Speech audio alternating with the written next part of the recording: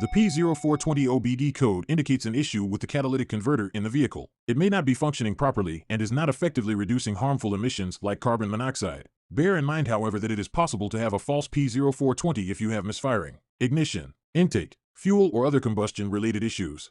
To fix the P0420 code, you need to rule out any of those mentioned issues that could give a false code or interfere with catalytic converter diagnostic tests. Then start by inspecting the oxygen sensors located before and after the catalytic converter. Ensure they are properly connected and functioning correctly. If either sensor is faulty, it should be replaced. If the oxygen sensors are working fine, you can check for any exhaust leaks near the catalytic converter. Exhaust leaks can also cause false readings and trigger the P0420 code. Repairing or replacing any damaged parts can help resolve the issue.